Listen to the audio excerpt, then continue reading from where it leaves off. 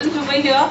It's a privilege for me as well as a pleasure to have this session with everybody here who have taken their time out from their busy schedule to be present to hear me regarding the recent advances in type 2 diabetes management.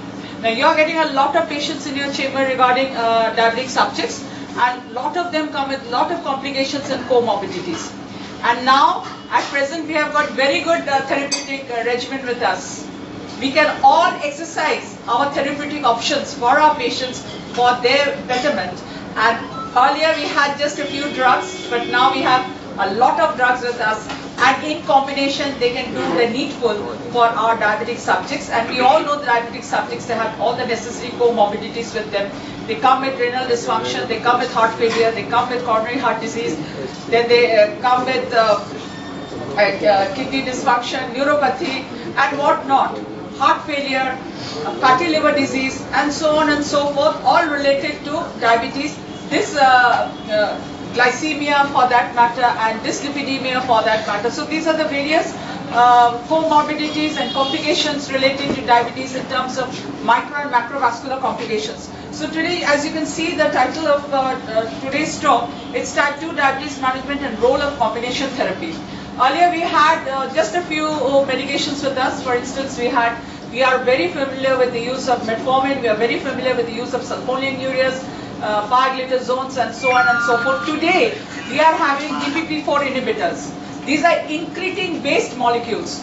Now I'll come to it. What is incretin? What is incretin based, and how does it help our diabetic subjects? I'll be discussing all this with everybody, and hopefully I would like to have a very interactive session with everyone.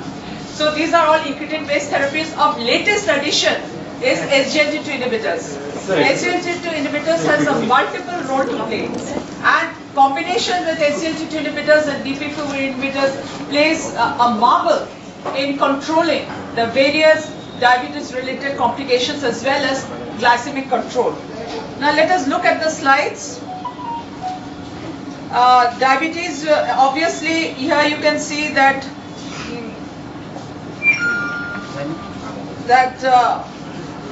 it is a global emergency, particularly India.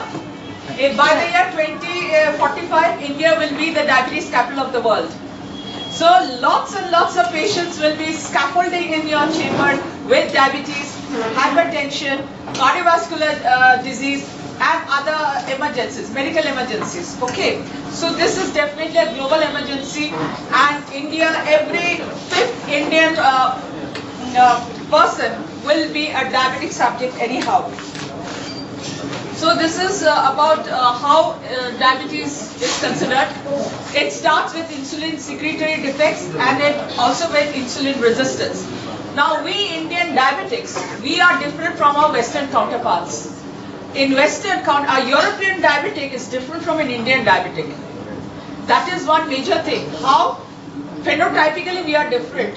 Because you will see Indian diabetics, they are of normal body weight. Unlike the European diabetic or the Western diabetic, he or she is an obese individual. Obese individual. But where we are obese? We are obese because until and unless there is development of insulin resistance, followed by or preceded by insulin secretory defect, that is enough insulin is not being produced by the beta cells of the pancreas. So we are metabolically obese. You see a big tummy around. So that is where visceral adiposity, this culminates in the development of insulin resistance, and so we are diabetic at normal body weight. We are lean diabetics, lean obese. What kind of obesity we are having? Truncal obesity. They come with a huge belly. Okay, we develop a huge belly because not only we are genetically predisposed, but also phenotypically we are predisposed.